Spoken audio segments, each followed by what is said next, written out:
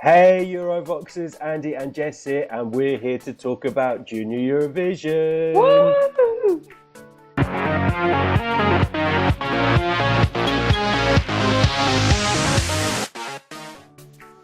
So this week, 16 nations from Europe descended on Tbilisi, the capital of Georgia, for the 2017 edition of Junior Eurovision. Now, I'm here with Jess, who is in Tbilisi on behalf of Eurovoxx. Jess, how is it over there?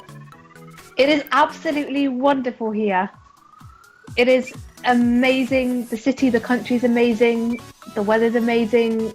The show so far, the rehearsals and everything has really been amazing. I know I keep saying that word, but Georgia have shown that they can really produce a good show. So I think you're going to be in for a real treat on Sunday. Oh, well, we can't wait. We're counting down the days. Now, the most important question that I want to ask is we did a video a few weeks ago on some of the food and drink to try in Tbilisi, and I want to know, have you tried the vodka? I've not tried the vodka yet, but I have tried some of their food, including the chinkali, the very famous dumplings, which are actually quite nice but quite spicy. Oh, wow. Okay.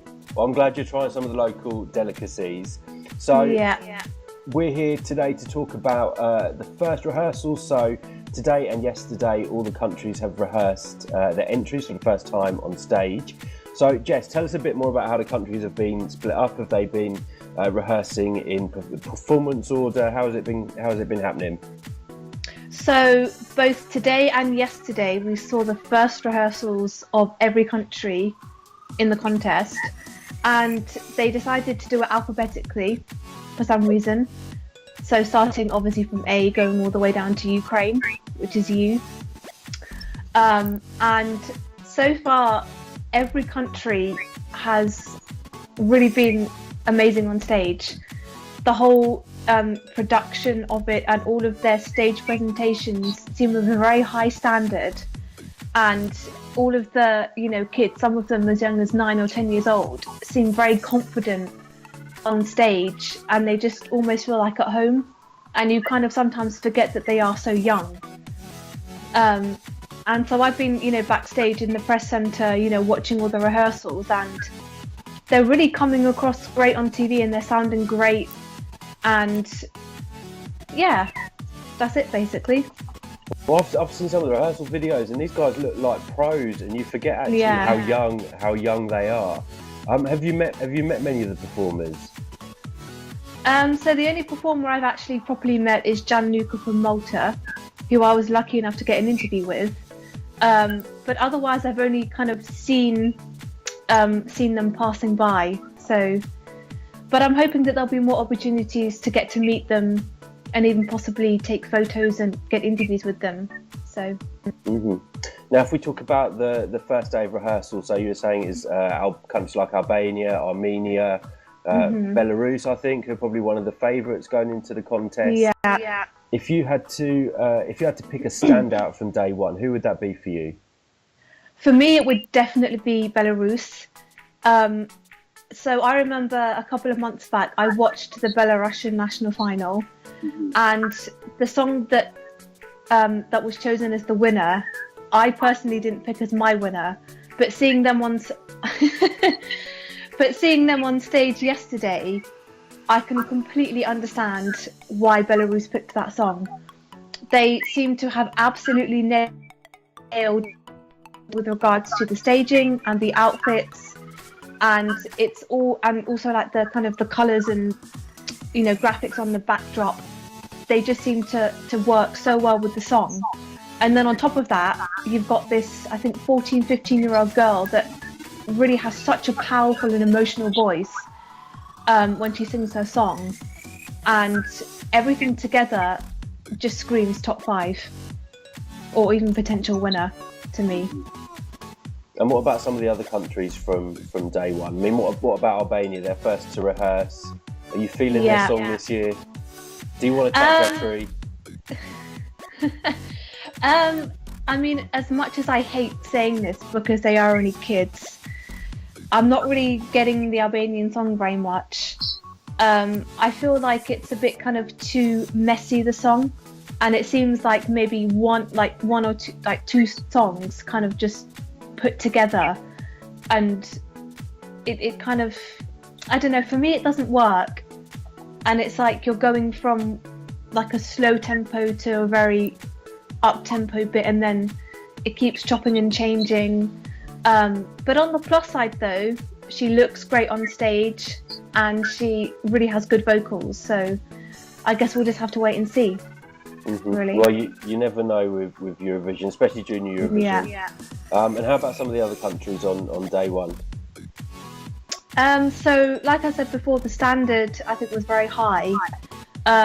If I can remember, for example, the Cypriot entry that was being rehearsed, they're the first ones to perform on Sunday, and the song is a very high energy, high tempo, poppy, dancey song. And so there is quite a, yeah, definitely. And, you know, obviously then, you know, there is a lot of movement in the song. But the singer, Nicole, you know, seems to manage really well, which I think is, you know, a sign of a professional, because it doesn't look like she's struggling or out of breath. And, you know, and ultimately with every artist that I've seen on stage, they all look like they're having fun, which I think is the most important thing. And moving on to day two, we have a couple of the other favourites, Malta and Russia actually. Were they as standout as people were expecting them to be? Russia definitely were standouts. I think more so in terms of vocals rather than anything else. Personally, I find their staging a little bit strange, and I'm not quite sure how it connects to the song. And I feel that it's kind of too busy on stage, there's too much happening.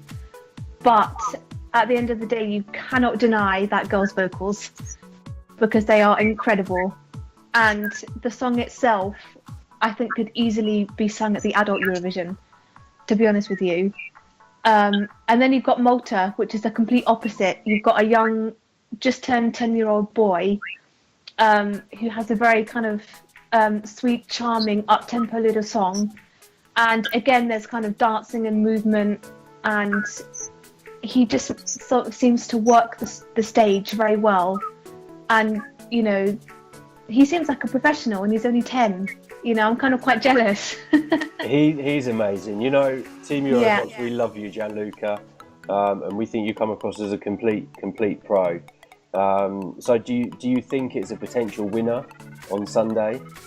I do, yes. I think the song itself is strong enough to win. And judging by the performance he gave in his rehearsal, it does look very promising.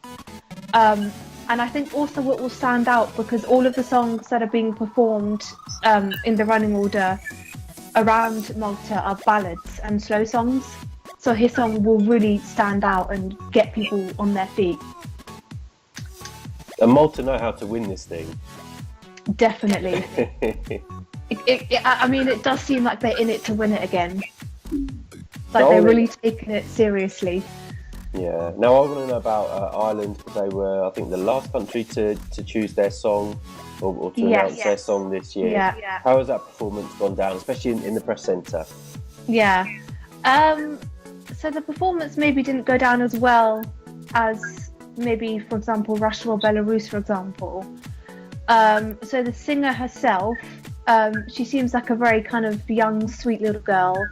And it's just, I mean, I don't really want to give away too many spoilers in case people want to know, but it's just her alone on stage with her guitar. And so it's a very kind of simple performance. And, you know, there's not too much kind of glitz and glam, and there's not too much else happening on stage. And I think a lot of people kind of are picking up on the fact that maybe it's a bit too simple and a bit too basic. And then with regards to the song itself, while it's a nice song and she sings it very well, it does get a bit repetitive at times. And so I think it will be difficult to maybe stand out amongst some of the other songs. Okay. And any other standouts from today's rehearsals?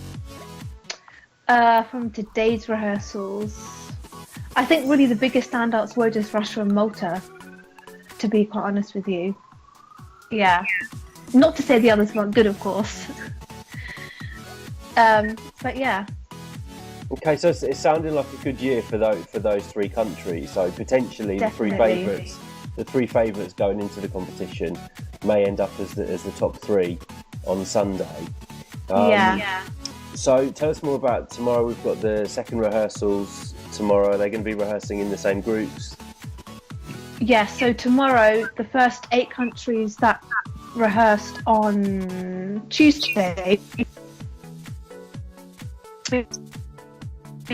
on stage, and then also the same countries that are rehearsing will be having their press conferences as well.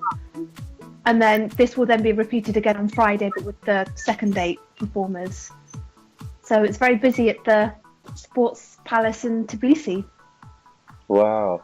And I mean, obviously, we're looking forward to the second rehearsals. Are you expecting any changes to be made to any of the performances, or you think it's just going to be same as?